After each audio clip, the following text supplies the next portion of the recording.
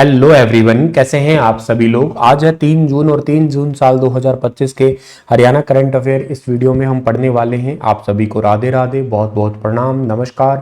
प्यारे बच्चों, आप लोग अगर सीईटी की तैयारी कर रहे हैं तो स्टार IQ एप्लीकेशन पे संपूर्ण बैच है सीईटी के लिए, जिस बैच को आप पढ़ सकते हैं। रिकॉर्डेड प्लस लाइव दोनों फॉर्मेट आप लोगों को इस पर्टिकुलर बैच में मिल जाएंगे। जिस बच्चे को जल्दी बैच पूरा करना है उसको रिकॉर्डेड बैच पूरा मिल जाएगा, जिसको साथ के साथ भी पढ़ना है तो वो भी पढ़ सकता है, मतलब रिकॉर्डेड वाला भी पढ़ ही सकता है। तो दोनों ही फॉर्मेट इसके अंदर आपको मिल जाएंगे।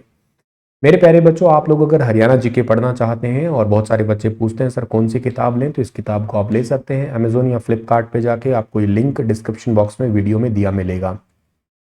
हरियाणा सरकार ने महेंद्रगढ़ जिले के किन दो ऐतिहासिक स्थलों को अभी रिसेंटली विनियमित क्षेत्र जो है ना घोषित किया है। निषिद्ध और विनियमित क्षेत्र घोषित किया है, प्रोहिबिटेड और रेगुलेटेड जोन घोषित किया है अभी गवर्नमेंट ने। तो ये एरिया है नारनौल की बावड़ी और के साथ साथ जो है ना इस्लामपुर है आपका महेंद्रगढ़। दोनों महेंद्रगढ़ केंद्रीय है, दोनों नारनौल जो है ये मेन क्षेत्र है। महेंद्रगढ़ का मुख्यालय भी यहीं पे ही है। अधिसूचना जारी करने वाला डिपार्टमेंट है विरासत एवं पर्यटन विभाग हरियाणा का है। महेंद्रगढ़ जिले के दो ऐतिहासिक स्थल सहित राज्य के कुल 14 ऐसे ऐतिहासिक स्थल है जिनको प्रोहिबिटेड, निषिद्ध और विनियमित यानी कि रेगुलेटेड क्षेत्र है वो घोषित किया है। ये होते क्या है सर ये प्रोहिबिटेड क्षेत्र? इसका मतलब है स्मारक के 15 मीटर की दूरी तक कोई भी खनन या निर्माण का काम है वो पूर्ण तरीके से प्रतिबंध रहेगा। और विनियमित का मतलब है कि इससे आगे 30 मीटर तक निर्माण और खनन गतिविधियों का नियमन के अधीन रहेगा। मतलब मान लेते हैं कि ये एक आपकी बावड़ी हो गई, इसके 15 मीटर के जोन में तो आप कोई भी खनन नहीं कर सकते, मतलब खुदाई या पत्थर तोड़ना समथिंग ऐसा कुछ काम बिल्कुल नहीं कर सकते, कोई निर्माण कार्य नहीं कर सकते, कोई बिल्डिंग नहीं बना सकते आप लोग।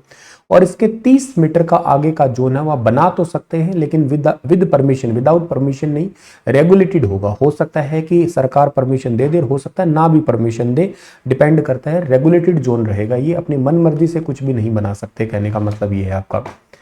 कौन कौन से स्थल है ये, तो जिनमें से एक तो आपका आता है इस्लामपुर, आता है एक बावड़ी नारनौल की। पेपर पर्सपेक्टिव बहुत इंपॉर्टेंट क्वेश्चन होते हैं ऐसे वाले।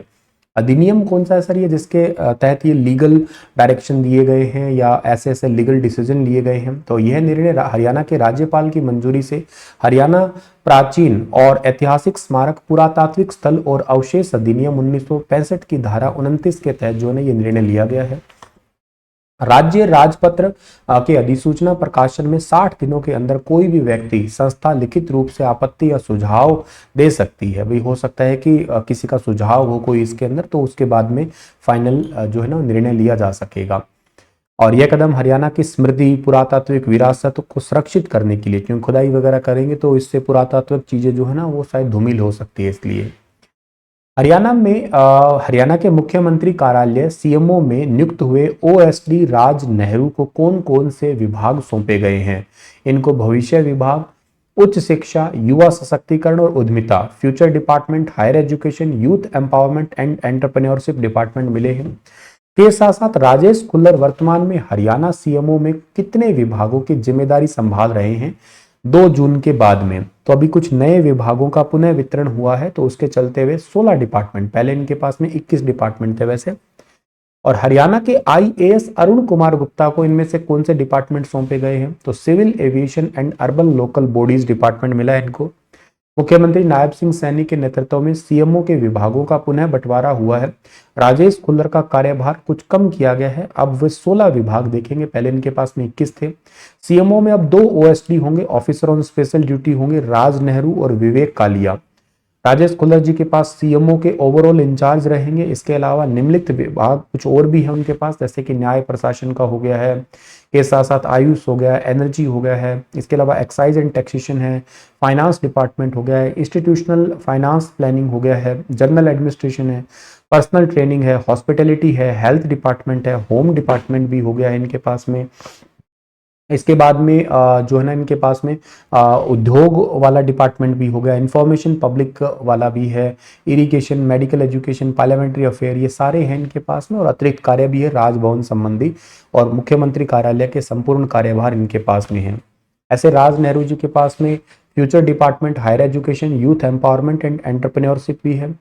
और अरुण कुमार गुप्ता जी के पास सिविल एविएशन और कॉरपोरेशन और स्पोर्ट्स इंफ्रास्ट्रक्चर डिपार्टमेंट है, के साथ साथ और भी इंपॉर्टेंट डिपार्टमेंट मिले हैं।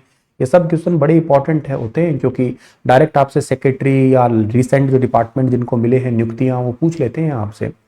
आइए, साकेत कुमार जी के पास में टोटल 9 डिपार्टमेंट है। इसमें से mainly agriculture, animal husbandry, Panchayati Raj and elections, fisheries, foreign corporation department है इनके पास में, वुमेन एंड चाइल्ड डेवलपमेंट भी है। आईएएस यशपाल जी के पास में एग्रीकल्चर ज्वाइंट है उनके साथ में, और के साथ साथ स्पोर्ट्स इंपॉर्टेंट है। सरस्वती हेरिटेज भी इन्हीं के पास में आया है।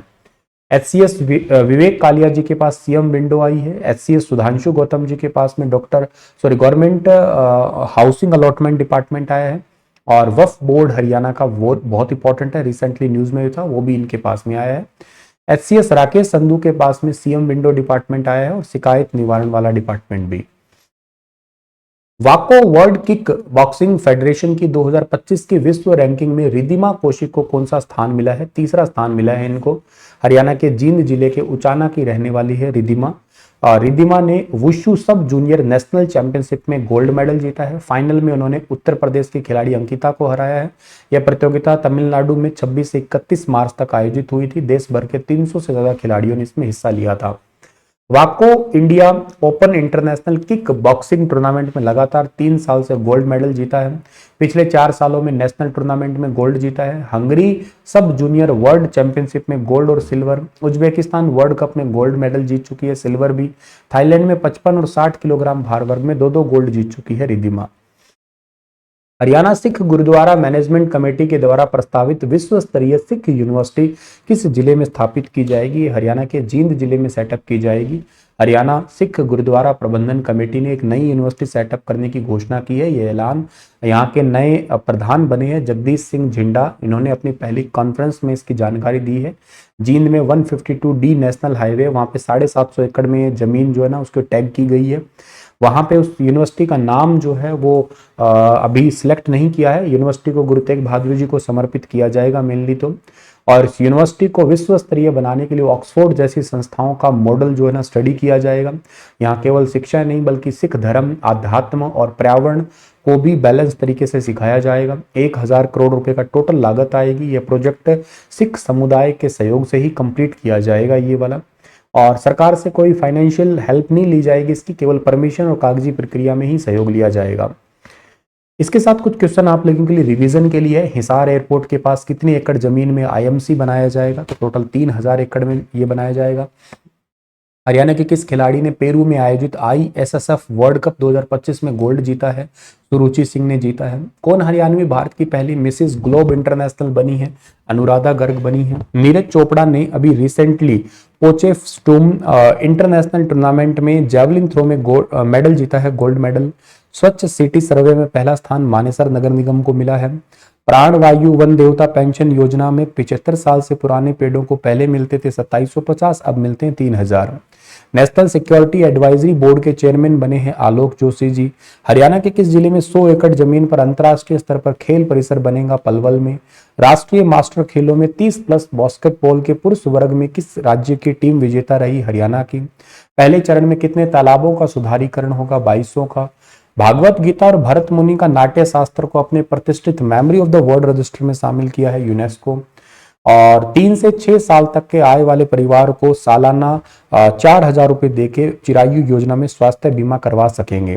पहला ट्रांसजेंडर स्कूल हरियाणा में करनाल में बना है। हरियाणा रेड क्रॉस के राज्य महासचिव बने हैं महेश जोशी, और हरियाणा रेड क्रॉस के चेयरमैन का नाम आपको याद है ही वैसे भी, उनका नाम क्या है, मतलब प्रेसिडेंट कह दीजिएगा या अध्यक्ष कह दीजिएगा, हरियाणा के राज्यपाल ही है। प्रेसिडेंट मेन बात याद रखिएगा आप लोग, वैसे मुख्यमंत्री जी भी इसमें कार्यभार में आते हैं।